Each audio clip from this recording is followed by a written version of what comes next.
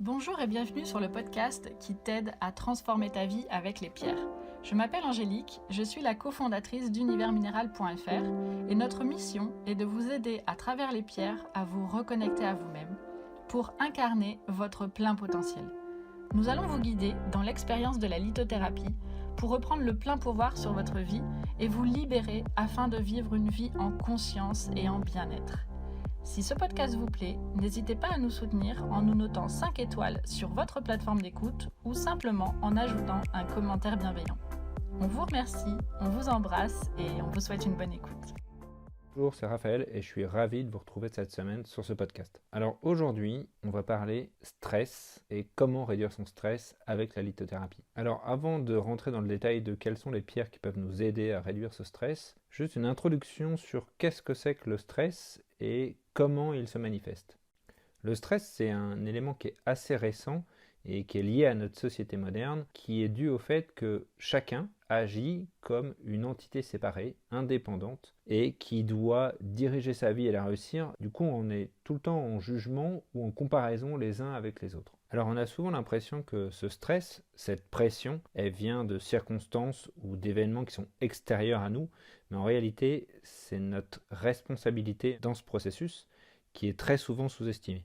C'est souvent une exigence accrue vis-à-vis de soi-même, c'est-à-dire un souci de perfection, de volonté de réussir, de plaire, d'être reconnu ou d'être à la hauteur, qui crée ce stress. Et très souvent, on veut garder le contrôle sur les événements, sur les autres, d'une manière ou d'une autre, par autorité ou par culpabilité, par exemple. Et le lâcher-prise, ça va être une des manières de pouvoir réduire son stress de manière durable. Alors, 4 moyens pour réduire son stress et quelles sont les pierres associées à ces moyens. Le premier, c'est de retrouver le contact avec la nature, de reconnecter avec la nature. Je ne sais pas si vous avez déjà fait l'expérience, mais si vous allez par exemple à la mer ou à la montagne, vous allez excessivement bien dormir. Cette sensation, elle est liée au fait que vous n'avez plus la pression, le stress de la ville, le stress du quotidien, le stress du travail. Et en fait, le fait de se retrouver en contact dans la nature, déconnecté complètement de la ville, on se reconnecte à soi-même.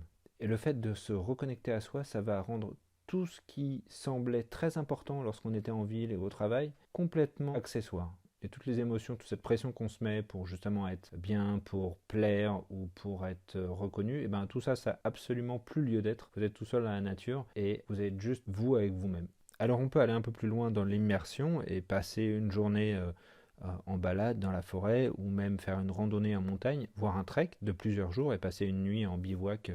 Et le fait de réaliser comme ça un effort sur plusieurs heures et de marcher, ça va apporter un calme qui est lié à l'environnement naturel.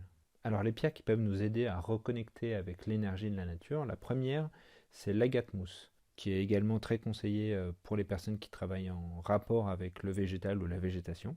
La seconde, c'est le jaspe Kambaba, qui est un jaspe qu'on ne retrouve qu'à Madagascar et qui est également très connecté à la nature et plutôt dans une problématique de conscience écologique. Le jaspe est également appelé le protecteur suprême, donc c'est vraiment une pierre de protection très efficace. Alors la troisième pierre qui va nous aider à reconnecter à la nature, c'est l'ambre. Alors l'ambre, c'est pas à proprement parler une pierre, c'est une résine fossilisée. Néanmoins, l'ambre est très lié à la terre et c'est une pierre très positive et très purificatrice. Donc c'est extrêmement intéressant de l'avoir avec soi, de la porter même sur soi, à même la peau, pour réduire son stress et reconnecter à la nature.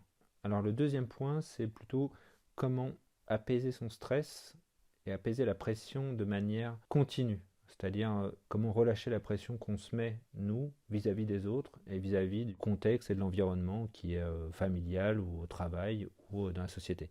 Alors pour cela, on va utiliser des pierres qui sont amorphes, c'est-à-dire qui n'ont pas une structure cristalline bien développée comme la fluorine ou la pyrite. On va utiliser des pierres qui déjà d'apparence sont douces et puis une structure de verre cristallin, donc plutôt des pierres qui sont d'origine volcanique. La première de ces pierres, c'est le larimar. Le larimar, c'est de la pectolite bleue, c'est-à-dire une pierre volcanique qu'on ne trouve qu'en République dominicaine, et cette pierre va avoir un effet très apaisant sur le mental. Lorsque ce stress est créé par des relations qui sont conflictuelles, relations, encore une fois, soit familiales, soit dans le cadre du travail, soit les deux, on peut utiliser le chrysocole. Et cette pierre chrysocole, qui est très riche en cuivre, avec des teintes bleu-vert, va nous aider à harmoniser nos énergies et à réduire les tensions internes. Enfin, une pierre qui est toujours extrêmement efficace pour réduire le stress, c'est le quartz rose. Le quartz rose, on l'utilise aussi beaucoup pour apaiser les enfants au moment d'aller dormir, mais c'est une pierre qui, réellement, quand on la pose quelque part, ça va apaiser tout de suite les tensions de la pièce. Je conseille plutôt une pierre d'une certaine taille, plutôt brute, qui n'a pas du tout été transformée, pour apporter une réduction de stress extrêmement efficace et durable. Le troisième point, c'est le stress géopathique. Alors, qu'est-ce que c'est que le stress géopathique ?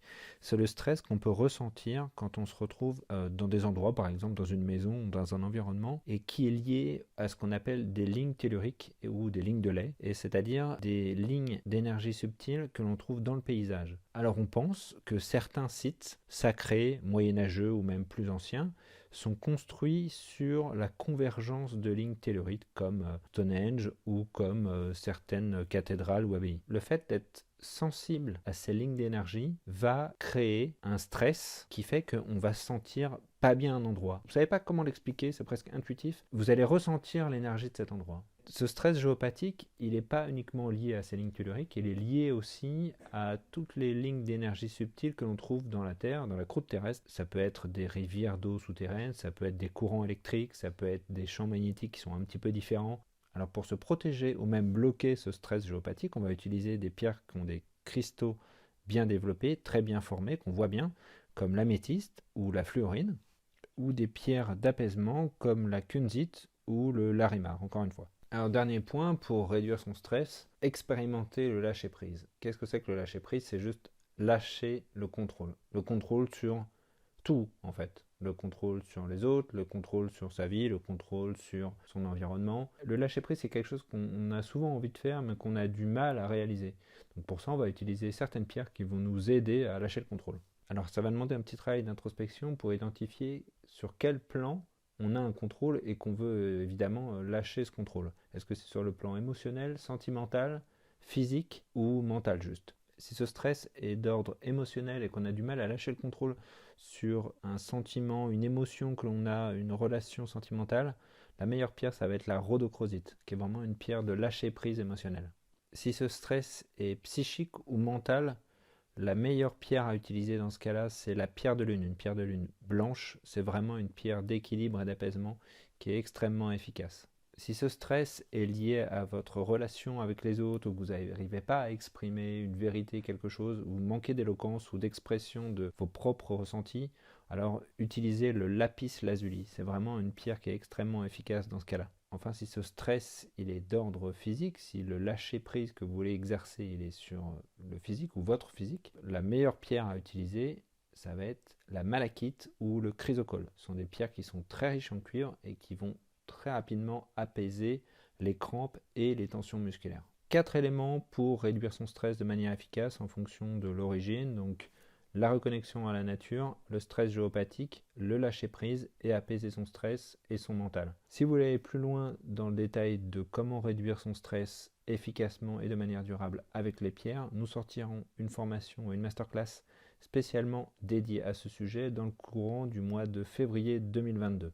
Merci beaucoup de m'avoir écouté. Si ce podcast vous a plu, n'hésitez pas à mettre un petit 5 étoiles sur votre plateforme d'écoute préférée. Et si vous avez des questions, nous y répondrons toujours avec plaisir.